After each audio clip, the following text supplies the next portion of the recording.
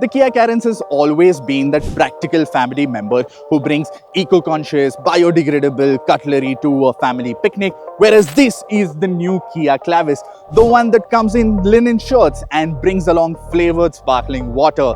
Because Kia has sharpened its pencils to get a MPV that has to be taken more seriously. Because the pitch is, it's more comfortable, more luxurious, has more features and is technologically more advanced than the Carens. And it's not a replacement to the Carens or the facelift to the Carens, because the Carens lineup is going to be distilled to a single variant, the second to base variant, which is going to be aimed at people who want a more affordable MPV as well as fleet owners. Whereas this is for the families who demand more from their MPV.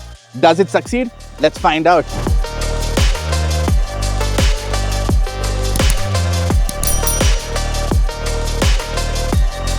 Now, starting with the design philosophy. Now, Kia has this opposites united design philosophy that they have applied here, which means it gets that digital tiger face, which is in more line with that global design language and looks similar to the EV5 or the EV9 if you've seen them. You get a DRL signature that spans the width of the car with new LED headlamps. Now, the LEDs are only for the top variant. You have 3 different variations for the headlamps, from halogen to the star map LEDs, and the front bumper is also a more cleaner, a more modern looking one with shiny bits down below. You have your ADAS sensor because it gets that. I'll get to that when I drive. And over on the sides, you get 17-inch dual-tone alloy wheels for the top variant. The base variant gets 15-inch wheels, the mid variant gets 16-inch wheels. So there are 3 different wheel options depending on the variant you choose. You also get 360-degree camera, a sensor for keyless entry, but it's finished in black. I would have liked it to be the same as the body color, and this is kind of triggering, not very premium of you, Kia. And you have door garnishes that make it look more muscular. You have roof rails, again making it look more sporty. And the overall length has been increased by 10 mm. Now, none of that translates into the cabin. It's just the longer bumpers to give it a better road presence, make it look more bolder on the road.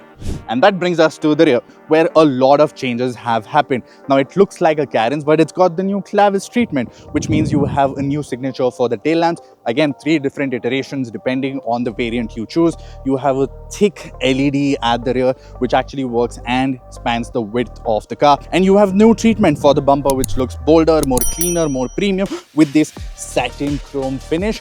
And you have a spoiler and shark fin antenna as standard. In terms of the boot, you get a physical one, not an electric one, but you have 261 liters of boot space, and you can liberate even more by tumbling down the 3rd row or the 2nd row of seats. There's something special there. So let's get into the 2nd row first, and let me show you that. Now let me show you why I mentioned the 2nd seat.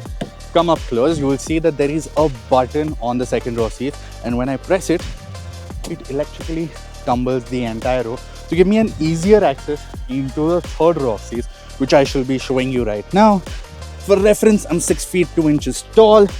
The 3rd row of seats can be reclined, have their adjustable headrest, which is really nice. And I'm 6 feet 2 inches and I can actually comfortably fit. If I have someone else with the same build, the same height, we both are going to be comfortable here for like a 3-4 hour journey from, say, Bombay to Pune. And I don't think I'll complain because I get my very own AC vent right here. I get a Type-C charging port, cup holders, phone storage as well, and 3-point seat belts. Now, to give you a reference, the 2nd row of seats can move forward and aft, and it's at the back most space. So if I move it a bit ahead, look at how much space I have. That's a lot, and I'm quite genuinely impressed with the amount of space this offers. Now, front in the 2nd row, you can spec your Carens to have a 7-seat configuration or a 6-seat one like this with captain seats, which again can move forward and aft. You can recline them. Have a new upholstery actually for the Clavis that separates it from the Carens. Actually, you do have this air purifier that gets steamed away from my knee room, so not very ideal, but you do need an air purifier in these days of high AQIs. You have your blower settings, you have a dedicated AC vent, Type-C charging port, and a new feature, you can actually have a cooled cup holder or a can holder, or just put bottles like we have today. Apart from that, you also get a sunshade because it's a hot day today, and then you have a panoramic sunroof that we aren't using because again It's a very hot day in Bangalore. And over on the boss seat, the second row left seat gets this magazine holder. You have this tray table which you got in the Carens as well. Has a phone holder, a cup holder, and an additional pocket for your phone. But the biggest talking point is you get this lever which you can push ahead so that you can lounge like a boss.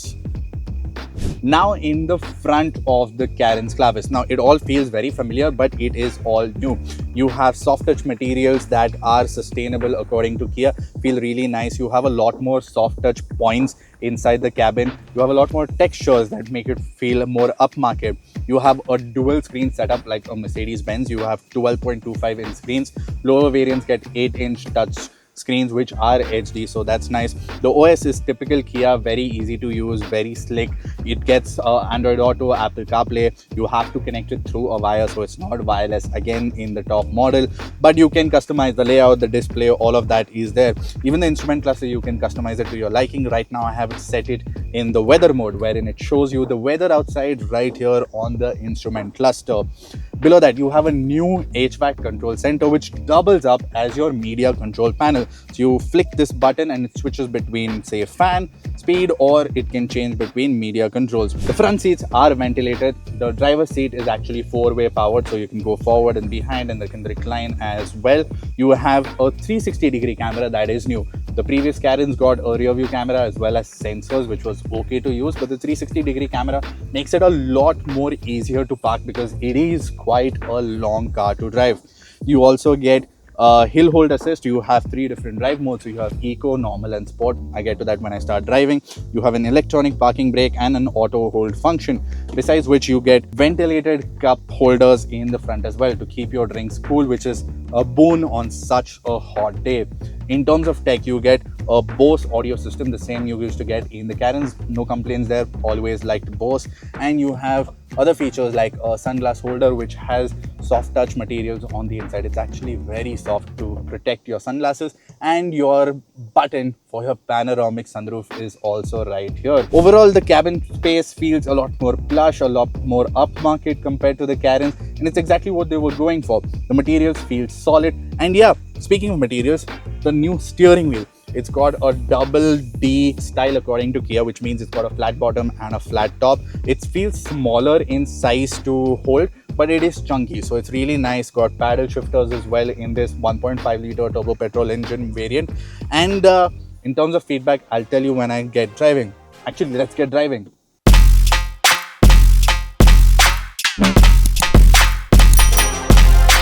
So now behind the wheel of the new Kia Carens Clavis. The seating position is great. You can sit really low. You can adjust the steering for reach and rake as well, so you get into a comfortable seating position. The view is great. You can see everything. It is quite wide. The mirrors are proportioned smartly as well, so you can look at the traffic behind, and that is very important when you're driving such a big vehicle. First impressions is you don't feel that it's such a big vehicle when you start driving it.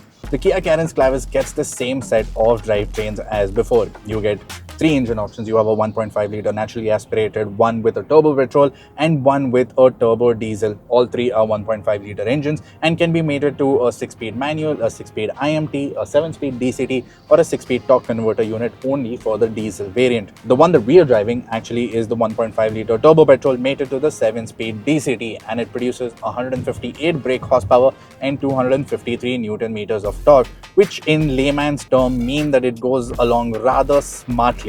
Now, despite the fact that the Clavis is longer and heavier than before, it doesn't feel sluggish.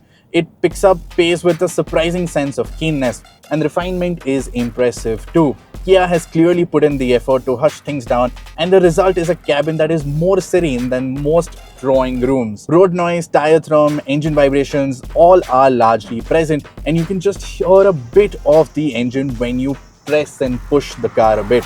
Now, the DCT gearbox is quite good. It shifts smoothly, and unless you're particularly fidgety or fond of fiddling with paddles, which you probably are, you'll find little to complain about.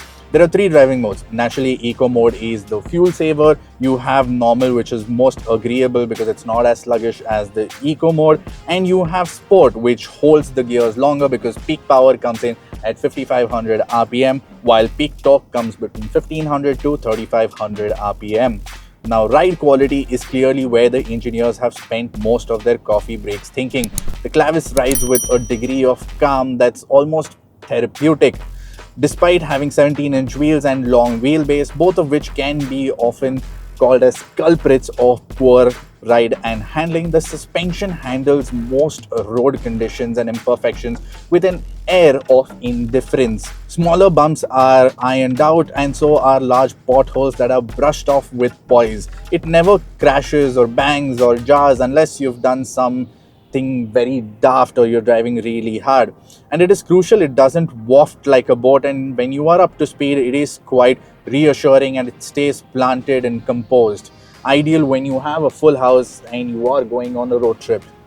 As in, for the handling, it's not really interested in that sort of thing. The steering is light, it is slightly on the vague side, and you can start placing the car accurately after you have driven a few odd kilometers.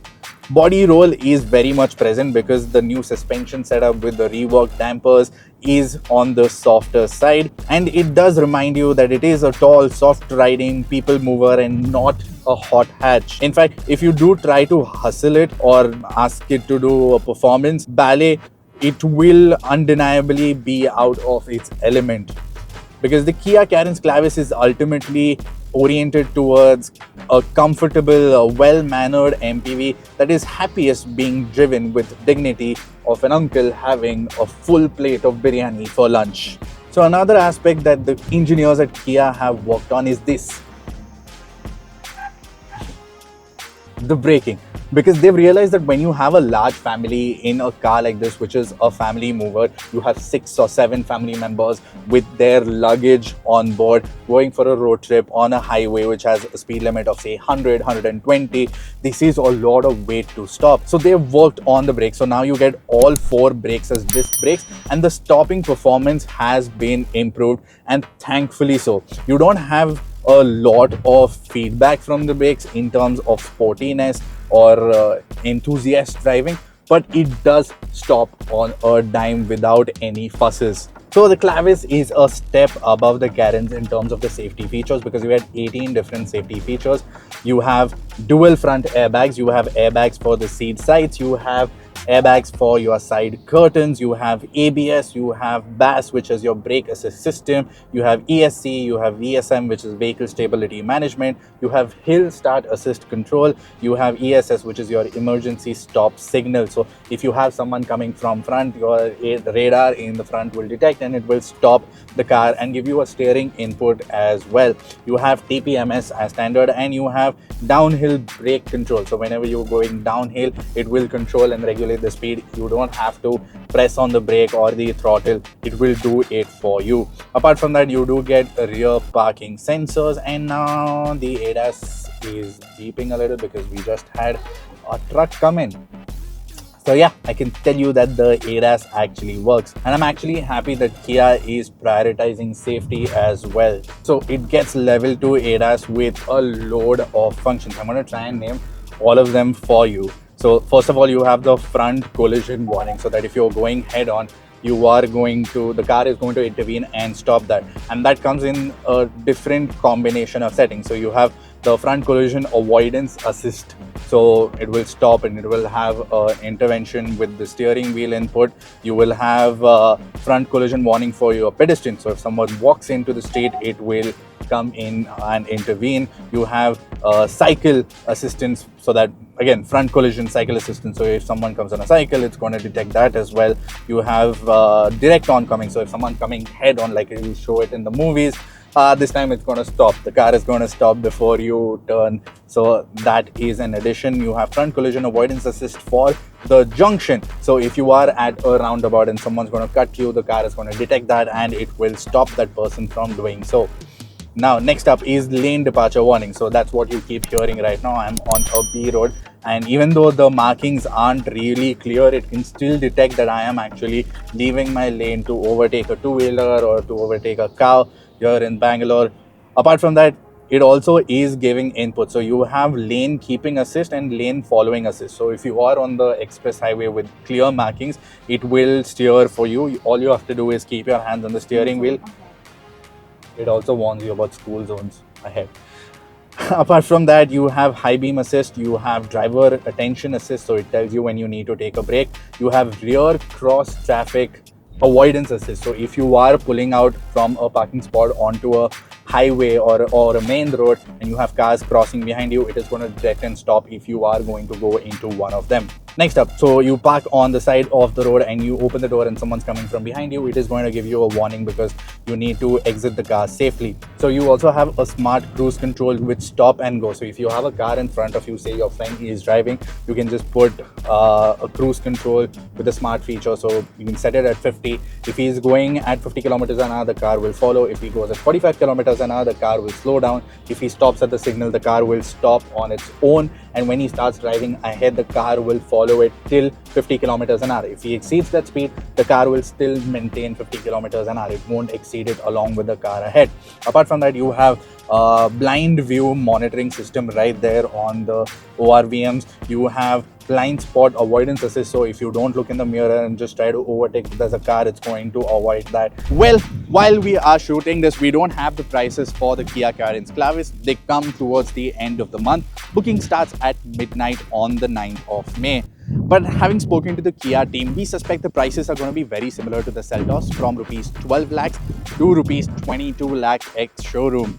And at that price point, the Kia Carens doesn't really reinvent the wheel. It just polishes the hubcaps, gets some new comfortable stitching, loads of tech feature, and some radar-based brain power to add to your family drive. And overall, it's the same Kia Carens that we have all loved and cherished, but now it gets a LinkedIn profile of its own. What do you guys think? Let us know in the comments below. And if you have any questions, add them as well and we'll do our best to answer them. And don't forget to like, share and subscribe to the Top Gear India channel. We'll see you next time.